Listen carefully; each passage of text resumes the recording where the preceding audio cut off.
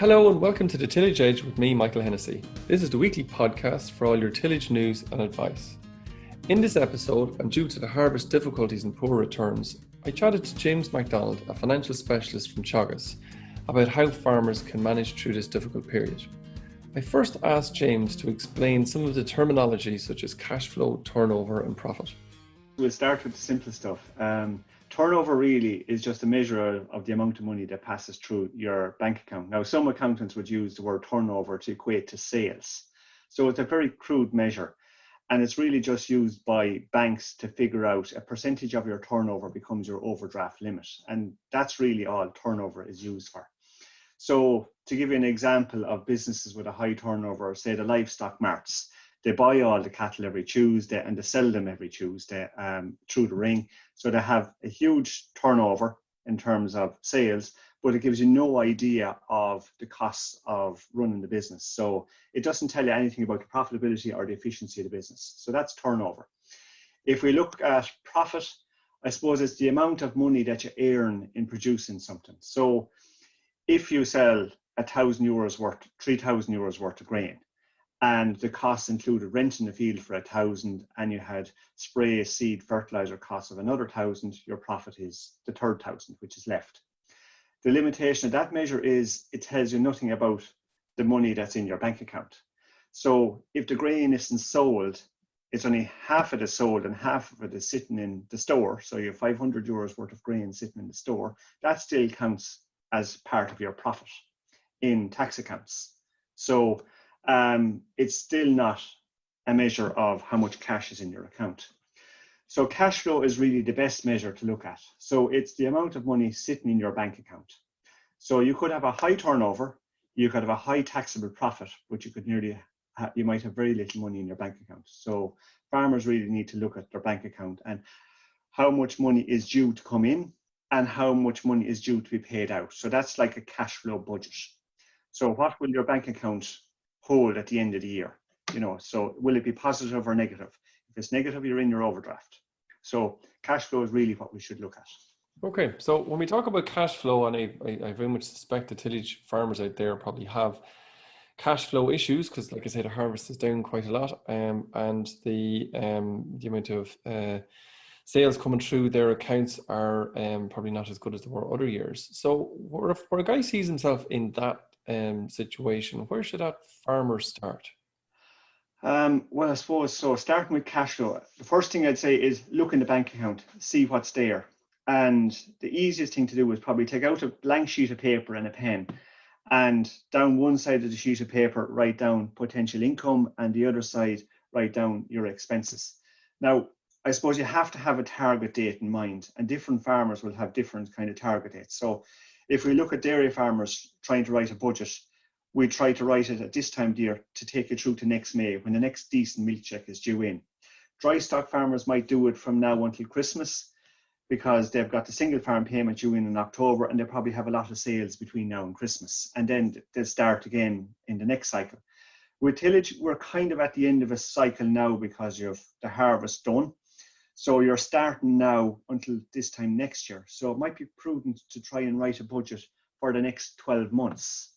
So the longer that you're writing the budget for, I suppose, the more difficult it is because you're trying to, at the moment, do you know what crops you're going to put in the ground in the autumn? Then if you have a wet autumn, right, you're switching to spring crops, and we had all the issues that we had in the 2020 season. So to help you write a budget, I came up a couple of years ago with a 5-minute cash flow document. So if you Google tillage 5-minute cash flow, you can download this document and you can have a go at filling it in.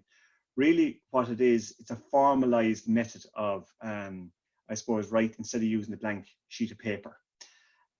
You start off with your starting point to the balance in the bank account today, what sales you're going to have in the immediate future, what costs you have, and include drawings, and tax is often forgotten because that's due at the end of October. So your preliminary tax for 2020 and any balance in tax due for 2019.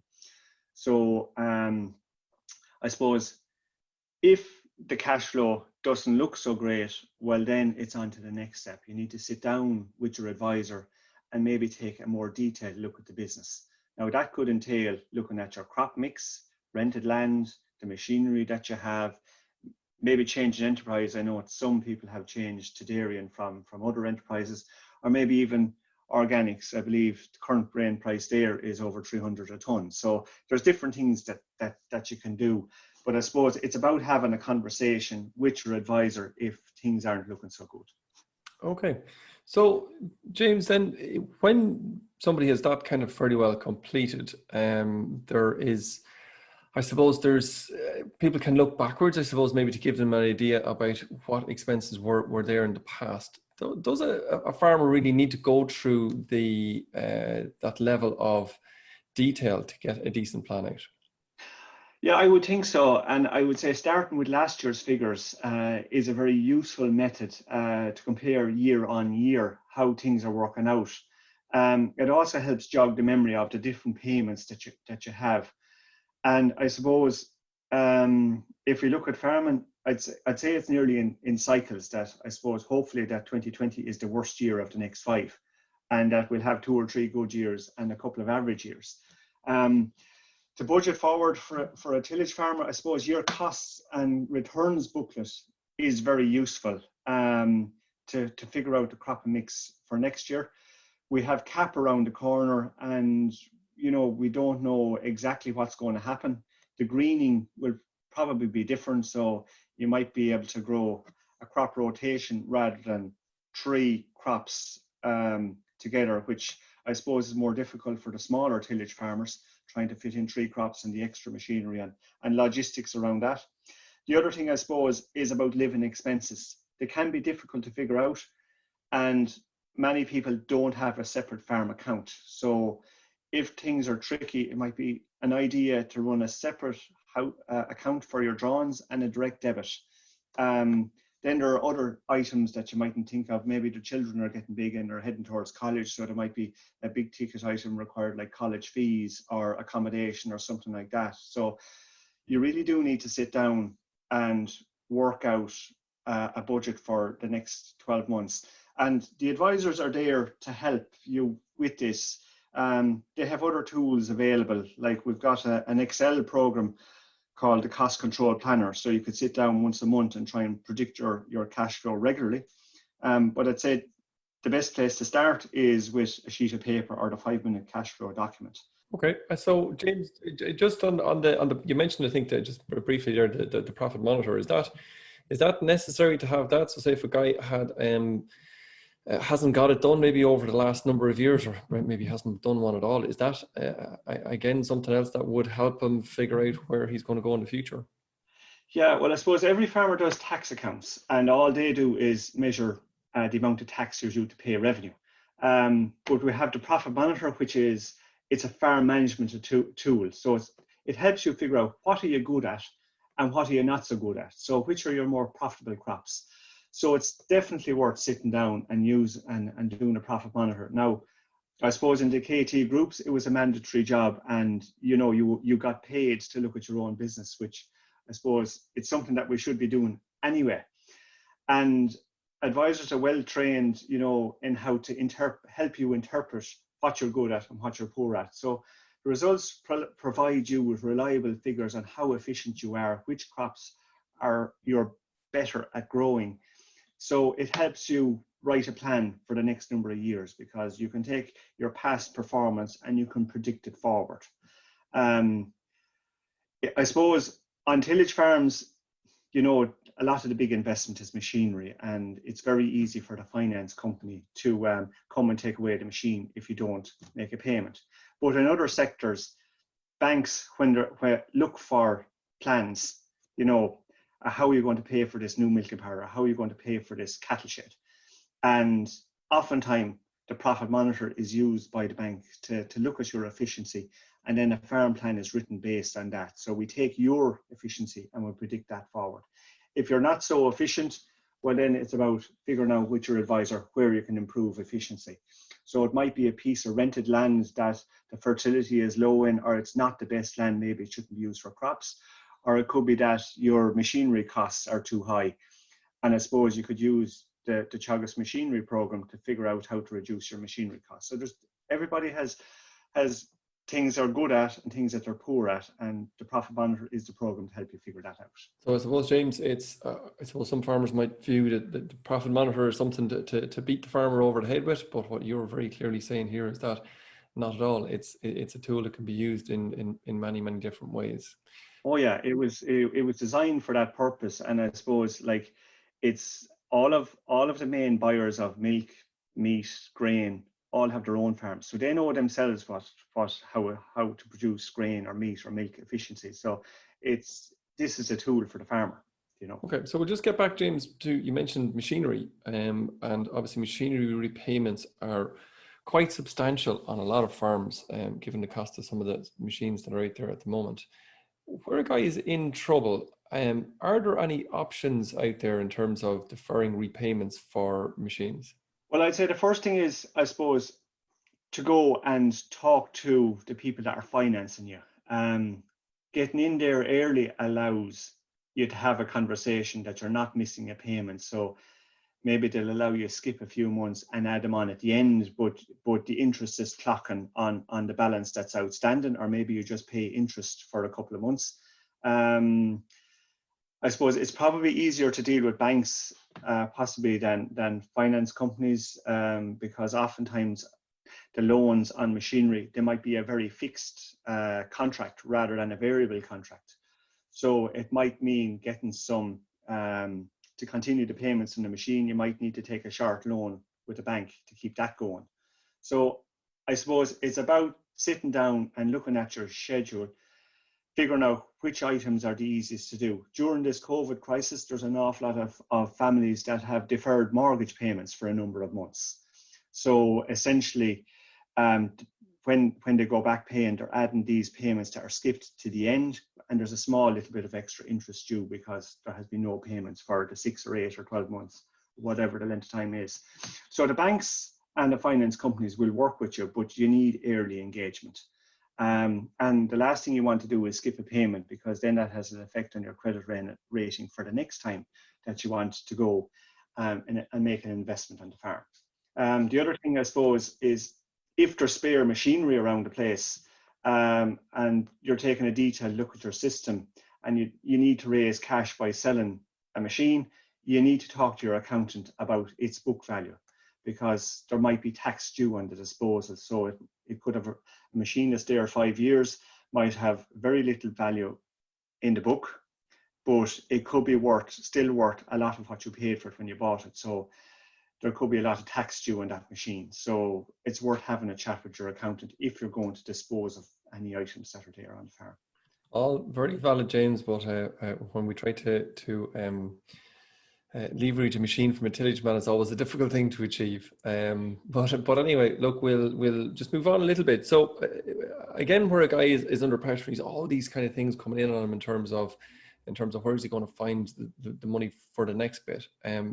He obviously has to think about living expenses, and how he's going to get through before the basic payment arrives, and how he's going to get through maybe after that. Have you any options as regards how he might deal with that, or the person deals with that? I suppose drawings. The first thing is to have a separate account anyway for drawings, so that the farm account could have a direct debit. But I suppose some people don't actually know what the cost of living is. I know if you look at your tax accounts, it's a figure that's in there, but it's got by difference between one figure and another. So it may not be a true reflection of the actual drawings in the setup. We do have on our website budgets, kind of a household budget planner that you could sit down and work out what it costs. So, you have the weekly shop, and then maybe there's a monthly shop that's a little bit different. And then there's the car repayments, there's the car phone there's the ESB, then there's the big ticket items that happen once every now and again. College fees, getting ready to go back to school, Christmas, birthdays or significant birthdays, or whatever it is that people do in their own time. So it's about trying to write a budget for that and being prudent. So we have, a simple one-page document to help you write that out. You'll buy the Farm and Press some form of that weekly. You may or may not buy the paper every day. So if things are getting tight, some of those items might need to drop. So that's how you'd go about it.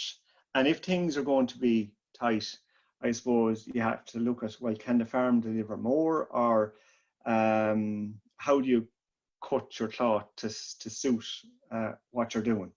And then I suppose there's Farm Assist and there's other supports out there. So if things are tight, the best thing to do is actually bring your advisor and sit down with them and have a consultation, try to predict forward, what your cash flow is going to be for the next 12 months, where can it be tweaked, where can savings be made, and that's how you go about it. So, James, just coming back to rented land, which is always maybe the thorny issue out there with maybe advisors and growers alike. How or what's the best way of looking to see whether that makes a contribution to the overall business? Because to me, a guy can often look at the yield going out the gate and kind of say to himself quietly, I made money or I didn't make money on that piece of ground. Yeah, I suppose it starts with the profit monitor to figure out, I suppose, which is your most profitable crops. So you need good records. And I suppose to look at a piece of rented land, I'd say your e-crops program is probably the best, because you're looking at it on a field by field basis. So you've paid out decent rent. You may have competed against a large dairy farmer to get this piece of ground because it's close to you, it's fertile, it's good soil, and you can grow a range of crops on it. And I suppose land leasing is better than Conacre because you can work a 5 or a 10-year plan into it. But I suppose before you take the step of putting your hand in your pocket to pay the rent, you'd need to look at what has that field delivered for you over a rotation, as against the cost. And then I suppose you have to take different years into account. I would say some farmers use extra rented land as a means of spreading the cost of the machinery over more land. And there's a couple of different sides to that argument. You could say maybe the machine was bought too big for the operation, and now because you've got this extra ground, you're wearing out the machine a little bit faster. So there's a balance that needs to be found out there. And rented ground, I suppose, needs to be looked at in conjunction with everything else that's going on the farm. But there's no point in renting a field for the sake of it, just to spend a couple of extra hours on a machine wearing it out if it's not actually delivering you some profit. So the e-crops program is the way to look at that. And I suppose, James, we had an opportunity to look at some of that through the e-profit monitor as well over 16, 17 and 18 years. And it was clear to see that it's a very average year, a huge amount of people with rented land lost money on that rented land. So that's one to keep in mind. So, James, just a final question then I'm going to ask you, and there was a lot of information over the last 15 minutes or so. Maybe you might summarize that into a couple of key points for our listeners. Yeah, I suppose I'll give you an A, B, C, D. I suppose A, we could say act early. So sit down and try and complete a budget now and budget out as far as you can go. So that's A. B, be realistic in writing your budget. So there's no point in writing a budget saying that you're going to get 220 euros a tonne for your grain next year, when it might be more realistic to use the current price of 150 or 160. So use an average price. Try to be realistic in what you can achieve yourself and budget accordingly. That way your budget will be in the right ballpark. C is about consultation. So consult your advisor or your friend or whoever you go to. Even from a mental health point of view, you need to be talking to somebody, because when the figures or the financials don't work, sometimes our mental health suffers. So we need to consult with somebody. And D then is about deciding a course of action. So make a decision and follow that decision and use the supports that are there to help you deliver that. So that's the A, B, C, D. Act, be realistic, consult, and follow a course of action. James, that's great. Thanks very much. And especially around a problem shared is a problem halved. I think that's some great advice in there. Yeah, you're welcome. So that's it for the Tillage Edge this week, and my thanks to James for joining me on the podcast. Don't forget to rate, review and subscribe on Apple Podcast or Spotify so you never miss an episode. And for more farming news, go to teagasc.ie. I'm Michael Hennessy. Thanks for listening. I'll be back next week with more tillage news and advice.